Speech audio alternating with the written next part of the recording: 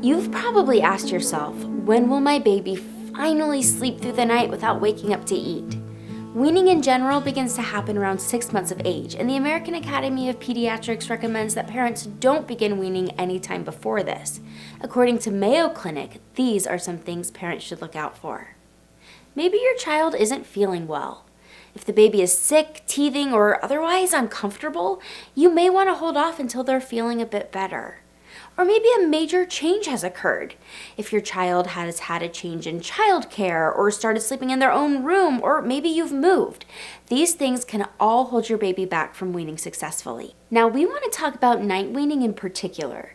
But before you decide to start night weaning, it might be a good idea to talk with your baby's pediatrician. Breast milk is so good for babies, and the great news is your little one will continue to get all of these nutrients during the day. When weaning breastfed babies, it's all about how much time you're nursing, since it's harder to measure how many ounces your baby is consuming.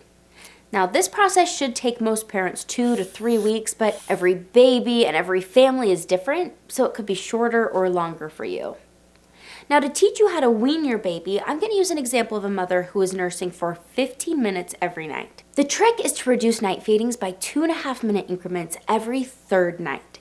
So mommy would drop from nursing for 15 minutes to 12.5 minutes and stay consistent there for 3 consecutive nights. After each feed, settle your baby however you see fit, whether that's rocking or a pacifier or lightly rubbing his head. After 3 nights of 12.5 minutes, you'll drop to 10 minutes and do this for 3 nights. And don't forget to settle your baby after. Then 7.5 minutes for 3 nights, then down to 5 minutes.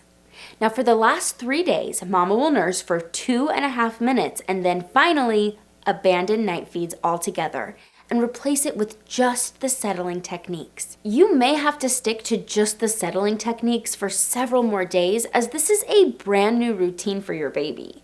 But when you and your baby are ready, you can cut off the settling techniques. It will now be time for baby to self-soothe and sleep through the night. If cutting by 2.5 minutes is too much for your baby, you can modify this by only dropping down 2 minutes every third night. It will take longer to wean, but it may help your baby ease into their new no night feeding schedule. Now be prepared for hiccups. It's not going to be perfect, but be diligent and work through the hard parts.